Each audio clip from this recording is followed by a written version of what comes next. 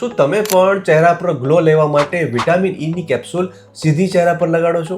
તો એક વાત સમજો કે દરેક સ્કિન ટોન માટે આ વિટામિન ઈની કેપ્સ્યુલ યોગ્ય નથી હોતી. હવે આયુર્વેદ એવું કહે છે કે ત્વચાની સંભાળ હંમેશા પ્રકૃતિ મુજબ તાસીર મુજબ થવી જોઈએ. કોઈ એક જ વસ્તુ બધાને સમાન રીતે સૂટ થાય એવું જરૂરી નથી હોતું. વિટામિન ઈની કેપ્સ્યુલમાં રહેલું ઓઇલ એનું ટેક્સચર બહુ જ ચીકણું હોવાથી તેનું એબ્ઝોર્પ્શન સ્કિનમાં સારી રીતે નથી થતું. એટલે ખાસ કરીને ઓઇલી સ્કિન હોય, એકને પ્રોન સ્કિન હોય અથવા બ્લેકેટ્સ થતી સ્કિનમાં તે ત્વચાના છિદ્રોને બંધ કરવાની શક્યતા વધારી દે છે અને ચામડીની તકલીફો વધી જાય છે. આયુર્વેદની ભાષામાં કહીએ તો જ્યાં કફ અને પિત્તનો પ્રકોપ છે, એટલે કે આ પર્ટિક્યુલરલી પિમ્પલ્સ અને આવી બધી જ્યારે ઇશ્યુઝ આવી જાય છે ત્યારે આવા હેવી એપ્લિકેશન દરેક વ્યક્તિ માટે યોગ્ય નથી હોતા. એટલે વિટામિન ઈની કેપ્સ્યુલને ફોડીને સીધી ફેસ પર લગાડવાની હેબિટ બ્લાઇન્ડલી ફોલો ના કરવી જોઈએ.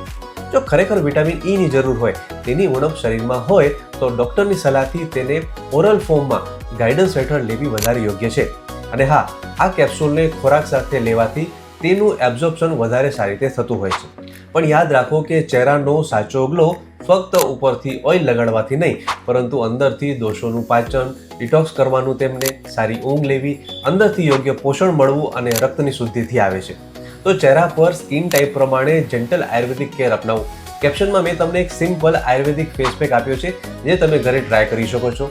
અને જો તમારી સ્કિન ડલ છે, ડ્રાય છે અથવા તો પિગમેન્ટેશન વધી ગયા છે, તો યોગ્ય માર્ગદર્શનથી કુમકુમાદી ફેસ સિરમ પણ તમે અપનાવી શકો છો. અને આયુર્વેદિક ડૉક્ટર પાસેથી રક્ત શુદ્ધિ કરનાર, ત્વચાને પોષણ આપનાર આવા બધા સપ્લિમેન્ટ પણ તમે શરૂ કરી શકો છો. યાદ રાખો કે જે તમારી ત્વચાને અંદરથી ગ્લો આપે એ જ છે સાચું આયુર્વેદ. માહિતી ગમી હોય તો વિડીયો લાઇક કરો અને મિત્રો સાથે શેર કરો કે જેમને સ્કિનના પ્રોબ્લેમ્સ છે. અને આવી જ ઓથેન્ટિક આયુર્વેદિક હેલ્થ ટિપ્સ મેળવવા માટે અમને ફોલો પણ જરૂરથી કરો. શુભમ ભવતુ.